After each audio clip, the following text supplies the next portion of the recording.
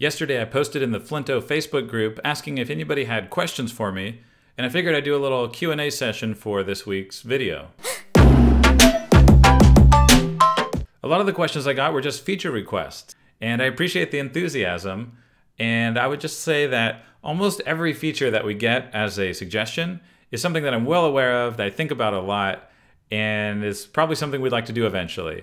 It's all a matter of prioritization, and I think that any success that we've had as a company has been due to our discipline in restricting the features we add and approaching them carefully, picking just the right ones to work on. There's definitely an art to that. And because we're a small company, it's really important that we be very disciplined about the features that we add. And the other thing I'll say about that is I really don't like to share what exactly we're going to add in the future. So I apologize if I'm sometimes vague about whether or not we're going to add a specific feature. But I find that promising specific features just leads to problems and to disappointment. If we promise something, then we feel like we have to do it. But there's been so many times when we've started working on something and then later decided to not do it at all. And in retrospect, that's ended up being, most of the time, that's ended up being a great decision for us. And so I want to make sure that we have that flexibility, that we can also take the time required, because new features almost always take way longer than we originally anticipated, especially where we have sort of a perfectionist attitude. And so sometimes features take a lot longer than you might expect, even than we would expect, but we like to really nail things and do them right. And if we felt the pressure to fulfill a promise that we made, it could change that a bit. And it just takes the fun out of things. I think it's much better to kind of have a bit of surprise when there's a new feature, a new version of Flinto. But a couple of the most common feature requests we got are, can you make a way to view Flinto prototypes on the web? And I know that that would be incredibly useful, and it's something that I'd like to have. It's something we're interested in. Like I said, I'm not going to make any promises, but I'll just say we're very interested in that. It's a lot harder than it seems because Flinto is built in Swift and the graphics system is all built with Apple's frameworks, and there's no easy way to just display that content on the web. So it requires some major changes to the way Flinto's graphics system works, but we're interested in it. The other really common request I get is if we can add code export so that you could export your prototype from Flinto and put it right into a native app. And that's way harder than it sounds at first. And that's kind of why there's not really any graphics tools or design apps that export code in that way that's really useful or usable.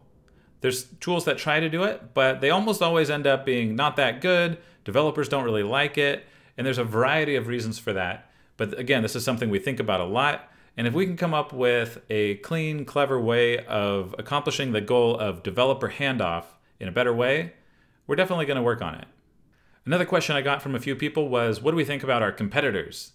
Are we worried about the increasing number of prototyping tools that are out there? And the answer to that is that we, of course we look at our competitors, we're concerned about them, whatever, but it's not that big of a deal for us because we're a pretty small company. We don't have any funding. We're a bootstrapped company, and we've always been profitable from the beginning.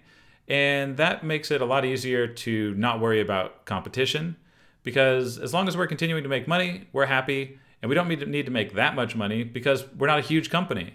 So we're not trying to get some billion-dollar valuation. We're not trying to raise our next funding round. We're happy to just chug along and operate like a small to medium business and just make a profit that way. So that puts a lot less pressure on us. And I love that because I really like making software. To me, it's like an art form, and we get to just kind of focus on our craft rather than worrying so much about what's going on in the market and who our competitors are. So, of course, we pay attention to it, but we have the luxury of not worrying about it too much. Another sort of related question that I got was, have we considered being acquired by or merging with Sketch? And that's a fun idea, the idea of just plugging together Flinto and Sketch. But in practice, something like that would probably be a monumental task, maybe similar to rewriting the entire app. And I think that Sketch and Flinto are both pretty independent, opinionated companies. And I think both of us really value that independence. And so it might be a hard sell for either of us to want to form an even bigger company. Another question I got was, When did it all start? How did Flinto get its start, and what's the team behind Flinto? Well, the team is me and my partner Kaz. I focus on design and he focuses on engineering. We have an employee, Jessa, who does customer support. So if you ever email hello@flinto.com, you've probably heard from her. And we have a couple contractors, one in Thailand who does engineering, one in the United States that does quality assurance. And we've worked with a variety of other contractors off and on over the years. We used to have an office in San Francisco, but I moved out of the city, and so did Jessa. So we closed down the office, and we all work remote from home now. So it's a nice bit of flexibility for us. And where did it all start? So Flinto was actually a tool that I created for my students to use when I was teaching an iOS UI design class at California College of the Arts in San Francisco.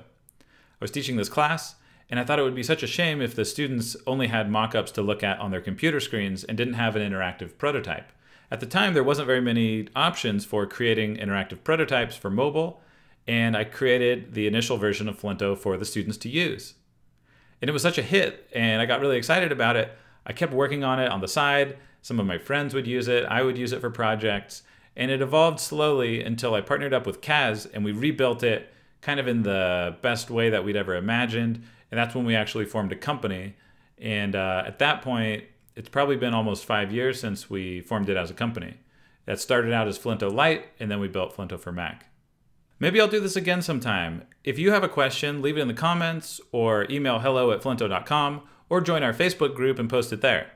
Ask me some questions about design, development, software, business, living in Silicon Valley, whatever you can think of. The more interesting, the better. And maybe I'll do another one of these videos.